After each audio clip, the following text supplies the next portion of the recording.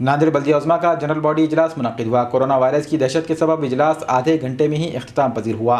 बल्दिया उज़्मा के general body इजलास के एजेंडे में 14 मौज़ूआत पेश किए गए, लेकिन इजलास में सिर्फ 2 मौज़ूआत को ही मंजूरी दी गई। इनमें 5 नामजद कारपोरेटरों के इंतखाब और 11 ख़वातीन व इत्फ़ाल कमेटी के अरकान के इंतखाब की मंजूरी शामिल है। बाकी 12 मौज़ूआत को ज़ेर इल्तिवा रखा गया है। वाज़ेह रहे कि कारपोरेटर शमीम अब्दुल्ला और कारपोरेटर शबाना बेगम मोहम्मद नासिर ने CAA, NRC और NPR के खिलाफ जनरल बॉडी इजलास में तजवीज़ रखने की पेशकश की थी, लेकिन इनकी तजवीज़ को एजेंडे पर नहीं लिया गया। इनकी इस तजवीज़ पर 32 कारपोरेटर्स की दस्तखतें मौजूद थीं। इजलास की शुरुआत में ही कारपोरेटर शबाना बेगम मोहम्मद नासिर ने मेयर दीक्षा कपिल धबाले से शहरियत तरमीमी कानून पर दी गई तजवीज़ को एजेंडे में शामिल न करने की वजह पूछी। मेयर दीक्षा कपिल धबाले ने कहा कि इस तजवीज़ को आइंदा इजलास के एजेंडे में शामिल किया जाएगा और इस पर गुफ्तगू करने की इजाज़त भी दी जाएगी। इसके बाद मेयर दीक्षा कपिल धबाले ने कोरोना बीमारी को लेकर इजलास में तबादला ख्याल करने की इजाज़त दी।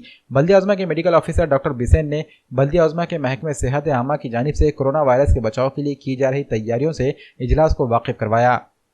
आज झालेल्या मीटिंगमध्ये फक्त 2च विषयावर चर्चा करण्यात आली। आज आपण महिला आणि बालकल्याण समितीच्या सदस्यांची निवड केली आणि स्वीकृत सदस्यांची निवड केलेली आहे।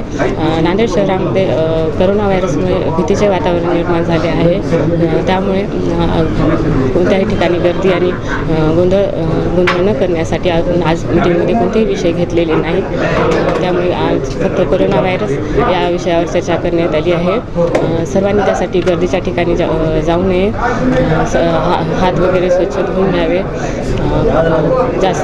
कुणाशीही जास्त वेळ म्हणजे बोलू नये किंवा त्यांच्या संपर्कात येऊ नये असे आवाहन करण्यात आले आहे।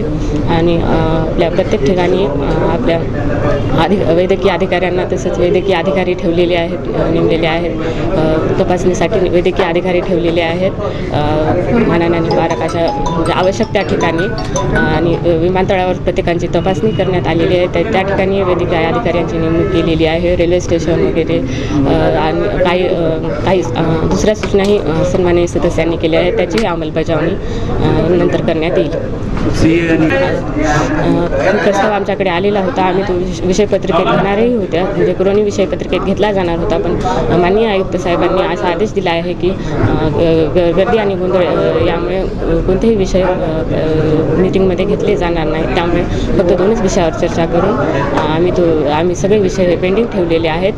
लवकरच कोरोना व्हायरसचा प्रादुर्भाव कमी झाल्यानंतर आम्ही लवकरच दुसरी मीटिंग ठेवून त्यामध्ये CAA आणि NPRचा विषयावर चर्चा केली जाईल आणि उर्वरित जे विषय आहेत आपल्या विषयपत्रिकेतील त्यावरही चर्चा केली जाईल। मैं सबसे पहले जिस किसी ने आपको ये बोला होगा मैं उसका निषेध करता हूँ।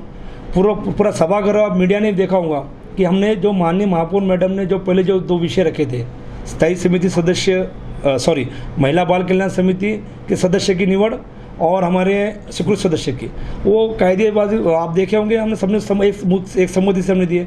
हमने हमारा सदस्य भी दिए गुफिले मैडम को।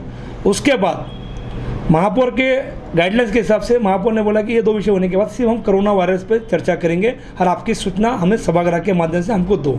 वो विषय होने के पहले ही कुछ सम्मानित सदस्य कांग्रेस के उन्होंने डायरेक्ट CAA का विषय लेके आया, जो कि सभागृह का विषय नहीं था और माननीय महापौर को रूलिंग देने का अधिकार है। उस अधिकार के तहत उन्होंने बोला भी नहीं कि CAA का विषय लो, और CAA का विषय चालू कर दिया।